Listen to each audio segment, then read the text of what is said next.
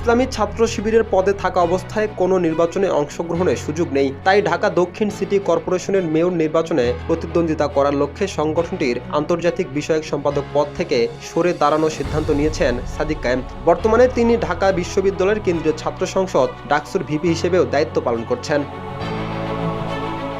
জানা যায়, সাদিক কায়েম 2013 সালে ছাত্র শিবিরের রাজনীতির সঙ্গে সম্পৃক্ত হন। এরপর 2016 সালে ঢাকা বিশ্ববিদ্যালয়ে ভর্তি হওয়ার পূর্বে চট্টগ্রামে তিনি প্রকাশ্যে ছাত্র শিবিরের আওয়ামী সরকার বিরোধী আন্দোলনের সাথে যুক্ত ছিলেন। এরপর জুলাই গণ অভ্যুত্থানের সময় 2024 সালের 21 সেপ্টেম্বর ঢাকা বিশ্ববিদ্যালয় শাখার শিবির সভাপতি হিসেবে প্রকাশ্যে আসেন তিনি। এরপর 2025 সালের ডাকসু নির্বাচনে ভিপি হিসেবে নির্বাচিত হন তিনি। 2026 সালের জানুয়ারি থেকে ইসলামী ছাত্র শিবিরের কেন্দ্রীয় আন্তর্জাতিক সম্পাদক হিসেবে দায়িত্ব পালন করেন। এর পূর্বে 2025 সালে তিনি কেন্দ্রীয় প্রকাশনা সম্পাদক হিসেবেও দায়িত্ব ছিলেন।